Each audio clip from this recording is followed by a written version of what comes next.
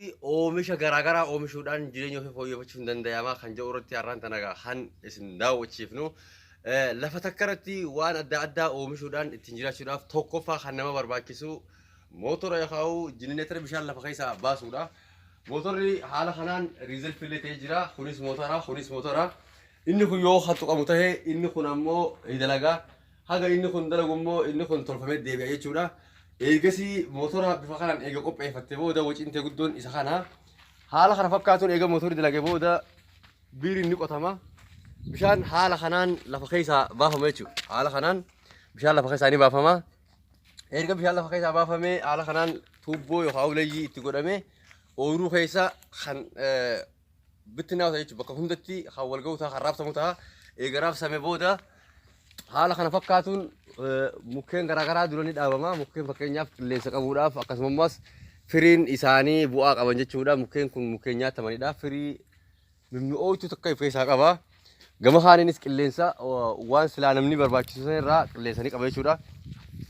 Akkasumatti immas eega kana godhanii booda naannawa ooyiruu sanaa eega akkasitti mukkeen kanaan tolchanii booda haala kana fakkaatuun tolfama jechuudha. Haala kana fakkaatuun burtukaana waan akka burtukaana ammoo fakkeenyaaf gaafa ammatti jiru kun burtukaana haala kana fakkaatuun burtukaanni ni dhaabama sararaan jechuudha. Akkasitti sararaan ni dhaabama jechuudha. Haala kana fakkaatuun sararaan akkasitti dhaabama. Garuu as keessaa akkatti bishaan dhugus bakkoota akka tolfamaaf jechuudha. Haala kana fakkaatuun bishaan meetira 5 akkasitti 5 yookaan meetira 5 inni tolfamaa fi bishaan bakkoota akkatti itti gadhiifameeti obaafame jechuudha. Kana jalatti egaa hordoftoota keenya maaltu godhama? Asuma jalatti qoonqoo yookaan nyaata looniif ta'u yookaan nyaata re'ootaaf ta'u yookaan gaalaaf ta'u asuma jalatti oomishama haala kana fakkaatuun jechuudha. As jalatti bishaan waan baay'inaan kuufamuuf as jalatti sanyii facaafamee sanyii tana beeladootaaf qopheessanii jechuudha. Fakkeenyaaf asumatti egaa hundeenis ni oomishti bu'aa buufti. Aramaan seelaaf ta'us beeladootaaf bu'aa buusa jechuudha. Haaluma kana fakkaatuun hordoftoota keenya egaa nu hordofaadha. Haala kana fakkaatuun kun barsiima jedhama. Barsiifni kun ji'atti yeroo 3 haamama jechuudha. Ji'atti yeroo 3 haamame beelladoota kanaaf bu'aa buusa. Akkasumas ni gurguramalleedha. Beelladoota biraatiif gurguramaa jechuudha. Haala kana fakkaatuun hordoftoota keenya bishaan yoo xiqqaatee torbaanitti yeroo tokko dhugallee rakkoo hin qabu. Haala kana fakkaatuun bareedaa kana akka inni itti mayiraa jiru agartanii ji'atti yogguu 3 haamama. Yeroo haammii tana fakkeenyaaf waan akka burtukaanaa kanaaf jechuun qulqullina ta'a jechuudha. Jalaa harama baasuu ta'a. Asumaan ammoo inni kun beelladotaaf madda galii ta'a jechuudha. Tuubbooniin akkuma isin argaa jirtan kana meetira 4 yookaan meetira 3 akkasitti ooyiruu keessa facaafamti. Haala kana fakkaatuun tuubboon guddoon isin reefu agartan sun haala kana fakkaatuun deemti. Akkasitti deemti. Haala kana fakkaatu eega kana godhan booda gidduutti maaltu godhama? Asitti hordoftoota keenya bu'aa biraa ammaas kan agartanii wanni kun akkuma isin hundi beektan inaba jaamaa amma irraa guuramee qooree jira. Inabni kun as jidduutis achiinis burtukaana gidduu sanatti inabni haala kanaan dalagama jechuudha. Yoo kan fakkaate meetira 10-15 hin caalu hordoftoota keenya as jidduutti eega akkatti oomishame booda inabni kun gootaan tolfamee jira. Wanni kun hin cabu hadiidaan lahamamee jira maaliif itti yaadamee waan ta'eef haala kana fakkaatuun as jalatti inabnis ni oomishama jechuudha. Inaba ni beektan hordoftoota baay'een keessanii haala kana fakkaatuun eega inabni oomishame booda kunis bu'aa biraati. Bishaan kanuma ooyiruunis takkitti hektaara takkitti tana as dhufna ammaas jechuudha. Haaluma kana fakkaatuun gaa irra fakkeenyaaf kuni burtukaana hamma kuncitti burtukaana amma karaa gadii kanattis yoo agartan amma ka'amma ijoolleen teenya hojjechaa jirtu. Ka'amma ijoolleen teenya mindaan kafalamee fi irra guddaa kanarra bobbaatee kana hojjetti. Haala kana fakkaatuun hareefu gaa hareefu laalisuun kophaati amma bifa kana fakkaatuun ka'amma ka'aa jiru kana akkana qotanii itti naanneessan jechuudha. Itti naanneessanii dooraa itti naanneessanii bishaan haala kana fakkaatuun dhugaa jechuudha. Kun amma laal tuubboodhaan yookaan uleeyyiidhaan akkanatti itti banamee dhugaa amma bishaan cufaa waan jiruuf hordoftoota keenya haala kana fakkaatuun eega qophooyte booda ooyiruun guutuun inni kunis booda kam ta'a gaafa guddatee inni firii dhaluu gara firii dhaluutti ga'e kun akkuma jiru ta'ee akka haala duraatiin deebi'e jechuudha. Haala duraatiin eega deebi'e booda qoonqoo loonii fakkeenyaaf waan beelladotaaf galii beelladotaaf ta'u kana haala saniin irraa oomishamaa jechuudha. Gama kaaniin firii burtukaanaa ni buusa, gama kaaniin bu'aa beelladotaa ni buusa. Haala kana fakkaatuun irraa fayyadamuu jiranii jechuudha. Hordoftoota keenya egaa ammallee kan nuu hafu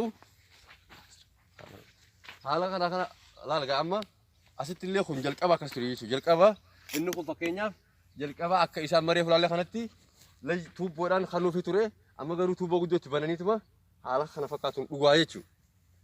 Akkasumatti bu'aa beelotaatti irraa buufachaa jiranii jechuudha. Haala kana isin gaa ammallee akka nu wajjin turtii gootan abdiin siraa qabnaa. Ammas asitti yoo dhuftan reefu gaa akkuma agartan meetira 20 irratti inaba ture. Ammas haala kana fakkaatuun inabni kun karaa maddii jira. Karaa maddii jira. Asiin karaa makiinaa waan deemtuuf oomisha kana keessa karaa makiinaa keessa waan jiruuf tokko bashannanaaf oola. Ija namaatiif illee ni oola bashannanaaf. Akka gaaddisaatti illee ni oola. Qilleensa qabbanaa waan quufis ni oola. Haala kana fakkaatuun irraa oomishama jechuudha. Inaba yeroo oomishtan isinillee dhaabdanii haala kana fakkaatuun hordofaa keenya haala kana fakkaatuun akkasitti eega muka kana sibiila kana tolfatanii booda kun damee timiraati muka timiraati haala kana fakkaatuun cirtanii tolchitanii fi biyya keenya keessatti oomishuun ni danda'ama jechuudha. Inaballee jechuudha. Haala kana fakkaatu mukni biyya teenya jira. Amma isaan waan muka hin qabneef sibiila godhanii sibiilaan tolfatanii sibiila lafa dhaabanii nuti muka fayyadamnee muka lafti teenya Oromiyaan qabsanii fayyadamnee haala kanaan lafa meetira 10 hin caalle irratti inaballee oomishuu dandeenya jechuudha. Ammas gaa hordoftoota keenya nu wajjin turtii gaarii akka gootan abdii qabna. Kan reefu isin garsiisaa ture barsiimaa fi yookaan qoonqoo beeladaatii fi burtukaanni akka itti waliin oomishamudha. Amma immoo gara timiraatti seennee jirra. Ooruma takkitti keessatti timirnis ni oomishama jechuudha hordoftoota keenya. Asiin gara kana yoo amma nu wajjin as jirtan inni kun timira jedhama. Timira namni hin beekne hin jiru. Yookaan namni gariin zimbaabaa jedhani. Haala kana fakkaatu timirri eega qophaa'ee booda timira kana jalatti yeroo hedduu bishaan waan dhuguuf waan akka burtukaanaa waan akka asumatti ammas qoonqoo loonii nyaata beeladaa jechuudha. Nyaanni beeladaa ammas asuma jalatti ni qophaa'aa jechuudha. Inni kun yeroo waan naddafamuuf waan qulqullaa'uuf waan jalaa haamamee facaafamuuf asumatti akka akkas hin taane nyaata beeladotaaf ta'u jala facaasanii haala kana fakkaatan barsiima yookaan sarduullee asuma jalatti qophaa'aa jechuudha. Namtichi oomisha qulqulleessuu yeroo sanitti isuma kana jalaa qulqulleesseetuma qoonqoo loonii yookaan nyaata loonii san bakka tokko haayaa jechuudha. Inni reefuutis meetira 20 hin caalu inni kunis meetira 20 hin caalu heektaara tokko lafa hin guunne irratti bu'aa garaagaraa buufachaa jira jechuudha. Asuma keessa lafa bashannanaati waan ta'eef laftinis makiinaaf deemsa akka tolu namaafis deemsaaf akka tolu akka dhoqqeen namatti hin qabannetti tolee jira jechuudha hordoftoota keenya. Amma gaa kan nu hafu lafuma takkitti irratti istaraanis gana lafti itti raahaa godhan lafti itti boqonnaa godhan lafti itti qalbii isaanii haawaramaa fachiisan gana jira. Kana maddii ammoo lafti itti qoonqoo loonii qofa kophaatti qopheessan kophaa jira jechuudha. Amma gaa kan nuti isin daawwachiifnu qoonqoo looniitis akkamitti akka qopheessuudha jechuudha. Nu wajjin turtii gaariis akka gootan abdii qabna hordoftoota keenya. Lafa tanarratti gaa amma wanni isin argu jirtan kun barsiima jedhama. Barsiima jedhama. Biyya teenyatti illee sanyiin isaa hedduu baay'achuu baattu barsiima jedhama.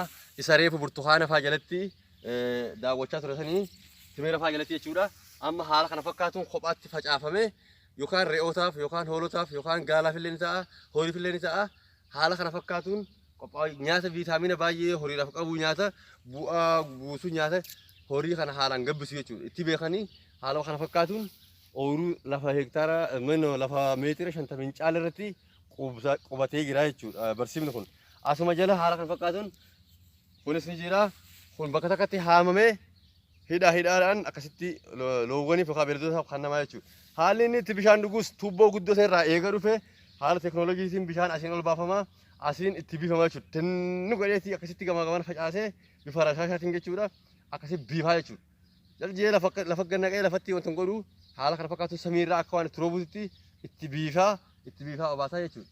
Hordoftoota keenya akka nu wajjin turtii gaariis gootan ni abdannaa ammallee kan nu hafu bakka jireenya namoota kanaatii fi bakka yerri abbaan ooyiruu tanaa yookaan abbaan bikka tanaa yeroo dhufe yeroo hojjete yeroo waan isaa kana daawwatee jedhee bakka itti boqotu bakka itti hafuura baafatu jira jechuudha. Amma gaa kan nuti isin daawwachiifnu bakka abbichi sun itti boqotu abbichi ooyiruu yookaan namtichi hojjetee dadhabe sun bakka itti boqotu ooyiruu tana keessatti yeroo daawwii dhufellee haa ta'u yeroo boqonnaaf dhufellee haa ta'u bakka itti boqotu qabaa jechuudha abbichi kun. Haaluma kanaan osoo orofii isa rangayin ammaas osoo dhoqqeen tokko isan tuqin haala kanaan deema bishaanis kunoo reefu akkuma jala baafameen asitti riizarfii ni kuufamaa jechuudha. Asitti ni kuufamaa yeroo bishaan yoo mootu jenneetarri sun hatuqamullee ta'ee haala kanaan bishaan as keessatti kuufameef jira asiin banameeti wanni reefuu nuti jennu ooruun tun obaafamti jechuudha. Bishaan haala kanaan asii koofame kun hogguu jenneetar yookaan mootora isin tuqame asiin obaafamaa lafti kun akkuma isin agartan irrachi afameeraa fi wanni hundi tolee jira lafa bashannanaatiif illee taatuu jechuudha. Haala kanaan gaa haala isin argaa jirtan kanatti akka yookaan iddoo bashannanaa tokkotti qophoottee jirti jechuudha. Kunoo timirnis faayaa, burtukaanni faayaa, barsiifnis faayaa haaluma kana fakkaatuun isin wajjin gaa turtii akka gootan isin abdannaa. Amma kunoo kan itti deemaa jirru iddoo istiraahaa yookaan iddoo wannaati. Kunoo tokko bishaan ni jira, bishaan bashannanaa ni jira, asitti ni dhiqatamaasi. Bishaan isa kana dhiqatamee xuraa'e immoo achiin irraa bahee gara ooyiruutti yaa'a, gara timiraatti yaa'a jechuudha bishaan xuraa'e sun.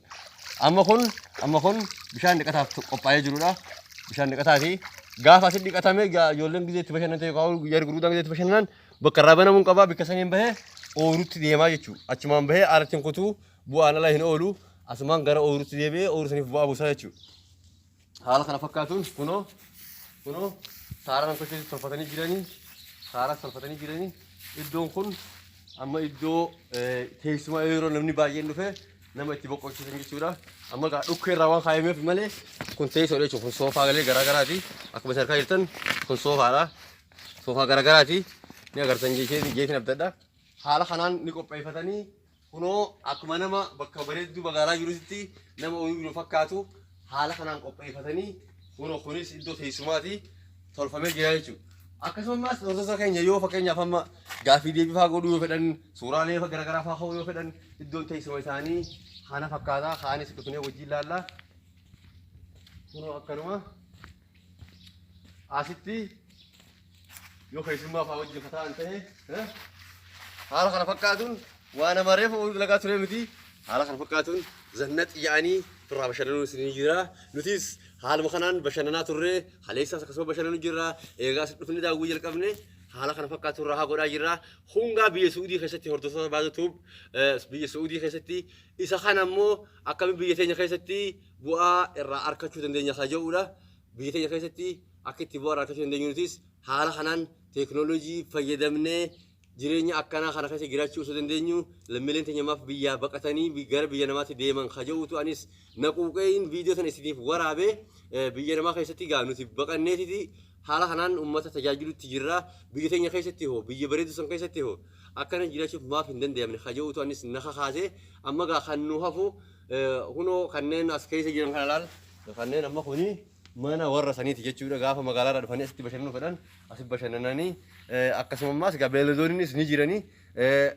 Haan eega daawwanneef inni booda gara beeyladootaatti deemna. Gara beeyladootaatti booda ammas gara mana jireenyaatti deemna jechuudha. Entertainment channel YouTube keenya subscribe, like, share godhuu hin dagatinaa. Akkasuma yoo yaada qabaattan ammoo comment jalatti nu barreessuu hin dagatinaa. Amma gaa kan nu hafu akkaataa bu'aalee asii alaa bahan kana itti beeyladoonni yookaan horiin irraa fayyadamanii horiin sun deebi'ee ammas bu'aa biraa buusu jechuudha. Kutaa lammaffaati. Haala kana fakkaatuun bu'aalee reefu burtukaanaa fi timira fa'aa jalaa baasan sun haala kanaan qophaa'u jechuudha. Haala kanaan ooyiruu jalaa tolfamee inni baafama. Haala kanaan jechuudha. Haala isin argaa jirtan kanaan inni baafama. Inni kun ammoo inni amma asitti argaa jirtan kun barsiima yookaan kan kophatti reefuun tan isin argaa jirtan sun barsiima jedhama. Kun amma haala kanaan qoorfama. Egaa haala kanaan qoorfama yoo akkatti tuulameeti nyaata looniitiif qophaa'u nyaata beeladootaaf qophaa'u. Re'een ni nyaatti, horiin ni nyaata, gaalli ni nyaata, hoolaan ni nyaata jechuudha. Ayyi haa jedhu nyaate wanti rakkoo hin jiru. Garuu immoo kan kana adda godhu beeladoota kanaaf barsiima yookaan minoo roodota waan jedhamu jira. Ooyiruu kophaa irratti qophaa'ee haala kanaan qophaa'ee ni dhufaa fi haala kanaan qophaa'ee eega dhufee booda as taa'aa asumaraatti qoqqoon fuudhamee kan namaa fi barsiifni kun ammoo akka nyaata madaalamaatti ilaalame jechuudha. Akka nyaata madaalamaan ilaalameeti kophatti utuu hin baay'atin yoo baay'atees rakkoo fida waan ta'eef xiqqoo kan namaa fi jechuudha.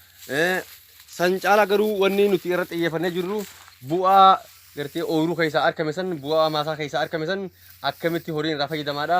Inni kun citaa bareedaadha. Citaa isa reefu saniin fi isa kaaniin gulbira qabnee gidee ilaalle kunis ni nyaatama jechuudha. Horiin ni nyaata. Gama kaaniin akka balfaatti osoo hin gatamin horiin nyaateeti irraa faayidaa qabaa jechuudha. Horii sana irraa maaltu akka argamu isin gaa ni beektanii haala kana fakkaatuun eega qophaa'ee fi booda bakka horiin jiru san dheeyinee waliin agarra. Haala kana fakkaatuun gaariigaanis ni jirti. Gaariimarra fuudheeti geessita jechuudha. manni kun ammoo mana meeshaalee garaagaraa fakkeenyaaf meeshaalee ooyiruuf ta'an meeshaalee bu'aa horiitiif ta'an haala kanaan asitti kuufamee jechuudha.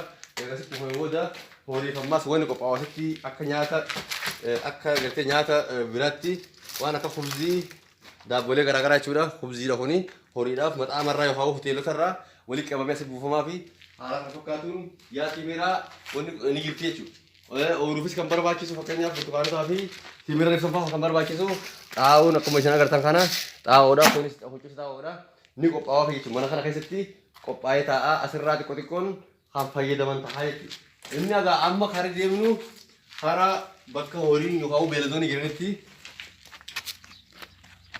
hordofaa keenya kan isin beekuu qabdan ooyiruun tanuma ooyiruun hektaaruma tokkicha yookaan hektaara lama hin guunne kana asuma keessatti bu'aa akkamii akka harku jirtan gaasinis abdiin isin qabna amma gaa bakka horiin yookaan beelladoonni itti argaman jirra.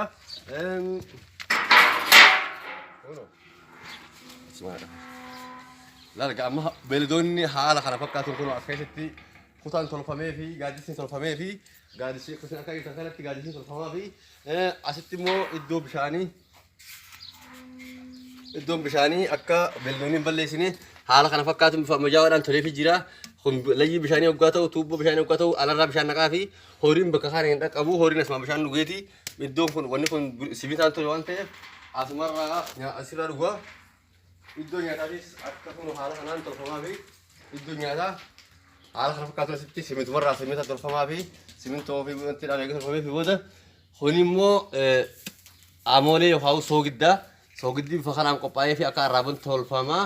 Haala kana fakkaatuun ammas inni reefu bu'aan nuti ooyiruu jalaa jenne sun bifa kanaan asitti qophaa'aa fi jechuudha. Bifa kanaan as keessatti qophaa'aa fi horiin seeneen balleessu asumatti nyaateetii fi asumatti gaa horiirraa maaltu akka argamu ni beektan aannan garaagaraa dhadhaa garaagaraa maal akka argamu ni beektan foonis asumarraa argama. Haala kana fakkaatuun horiidhaaf eega qophaa'ee booda horii kana qilleensi isin argu aduunis hin argu aduunis haala kana fakkaatu waan qophaa'ee jiruuf hattaa ifaalleen qophaa'ee fi jira. Ifaalleen qophaa'ee fi jira. Maaliif yoo rakkoon tokko jiraate galgala dhufaniiti asitti rakkoo sana ilaalanii rakkoo sana furan jechuudha.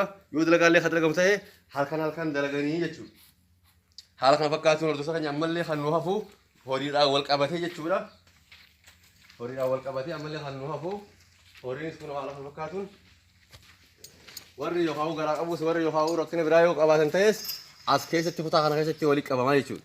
Kutaa kana keessatti yoo rakkoon biraa jiraatte as keessa kaseenan ta'a yookaan hadhalee ta'uu mala yookaan hadhaluuf deemu ta'uu mala yookaan hagartee ta'uu mala asitti haaluma kanaan ammas qophaa'ee fi jira waan ta'eef kunis rakkoon rangeessu namni keenya hojjetu nama keenya hojjetu waan ta'eef dhufanii as ilaalanii jechuudha.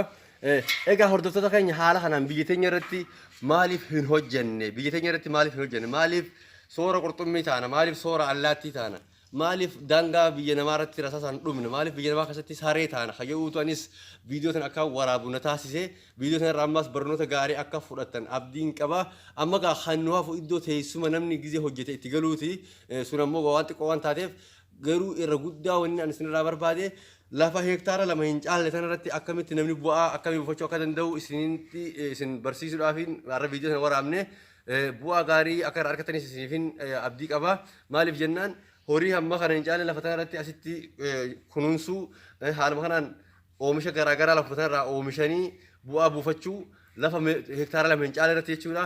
Asumarratti immoo lafa tanarratti raahaa godhanii iddoo istiraahaa yookaan iddoo bashannanaa asumarratti bashannananii galuu akka daawwitiifillee namni daawwitiifillee yoo dhufe daawwatee galaa namni fakkeenyaaf dalagaafillee yoo dhufe asumatti dalagatee boqotee asuma jiraate jechuudha. Lafa hektaara lama hin guunne irratti jechuudha. Hayyagaa hordoftoota baazoo tuubi intarteeymentii chaanaal yuutuubii keenya sabiskiraayib laayik sheer godhuu hin dagatinaadha hordoftoota keessaniinis gahuu hin dagatinaadha jechuun saayiboota keessan kan biraatiinis gahuu hin dagatinaa jechuudha. Yaada biraa yoo qabaatan yaada adda kophatti yoo qabaatan ammoo gara komentii deemtanii komentii jalatti yaada kana qabanii jettanii nu barreessuu ni dandeessu hordoftoota keenya. Aan baazoo tuubii irraa kan isin dabarsaa jiru obboleessa keessan Baazar Jamaal Mummeeti. Amma gaa hannuu hafuu ooruma tana keessatti yoo bishaanillee akkaan dhabamu taate makiinaa kana fakkaatuun deemee fidamaa jechuudha yookaan waayitii yookaan boottee jaama kanaan bishaan bika biraadhaa fidamee jechuudha yoo bishaan keessa illee dhabame bika biraa geeffama yoo immoo asumatti bishaan bika biraatti kan dhabamu ta'e asuma fuudhanii bakka biraatti geessuu ni danda'ama waayitii gaanii beeytanii haala kanaan aduurraa qorarraa fakkeenyaaf qorri asiis bal'aadha waan ta'eef aduulleen baddu waan ta'eef haala kanaan gommaan isaaniillee hashagamee haala kanaan sharaan immoo itti gonfamee ni dhaabama oomisha keessa jechuudha riizerfii dhaabama egaa akkasitti dhaabame booda bishaan yoo as keessaa dhabame deemanii bakka biraatti fiduu yoommoo bakka biraatti dhabame asii fuudhanii qe'ee isaanii geeffatu iddoolee beeladonni jiranitti geeffachuu nillee haga gurguramutti gaa jechuudha kun cuftee isaa dhufee ooluma tana keessaa bu'aa baate jechuudha lafuma heektaara lama kanarraa waan bahe jechuudha bishaan kana bafamu kun deebiin bakka biraatti illee bu'aa biraatiif oola deebiin manaaf illee ni ta'a ni gurgurama bu'aa biraa buuse jechuudha bishaan gurgurama kun bu'aalee motorri yoo tuqame tolchuu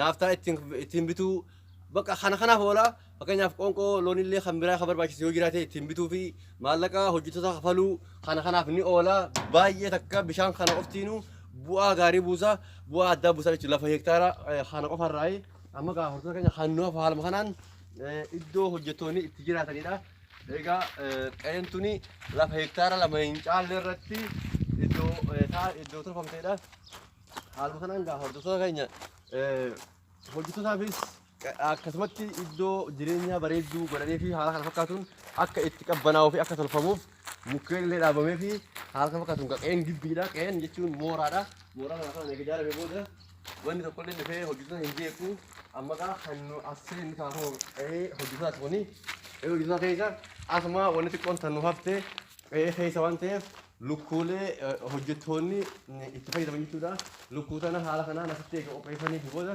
hojjettoonni yookaan ijoolleen as keessa jirtu haala kanaan lukkuu as keessa jirti lukkuun kunoo haala kanaan jirti haala kanaan asitti isinis ni oomishamti namni deebi'ee maa nuun finne yookaan maaliif nuun binne jaanii wanti jechuun hin jiru asuma keessa yeroo barbaadanitti qabanii keessa ta barbaadan qaalatanii nyaachuu ni danda'anii jechuun abbaan silaa qabeenya isinillee akkasumatti dhufee gizee barbaade hanga barbaade fudhachuu danda'a asitti wal horti jechuu isinis lafuma heektaara lamaan kan hin guunne irratti jechuu isinis haaluma kanaan bu'aa biraa tan buuftu taati jechuu egaa hordoftoota keenya haala kanaan yoo itti fayyadamne biyya teenya irratti biyya teenya badhaatu san biyya teenya bishaan qabdu san biyya bishaan lafaan binne san biyya bishaan niin baasaa motoraan inni dalagaa hin jenne san yoo akkasitti haala kanaan ka fayyadamnu taate biyya namaarratti faffaca'uun nu barbaachisu biyya namaa keessa yaanee biyya namaarratti tuffatamuun nu barbaachisu akka sareen laalamuun nu barbaachisu akka harreetti laalamnu ni kabajamna biyya teenya irra jiraanna egaa hordoftoota keenya har'a viidiyoo isin waraabsan irraa barumsa gaarii akka fudhatan abdiin qaba amma gaa kan nu hafu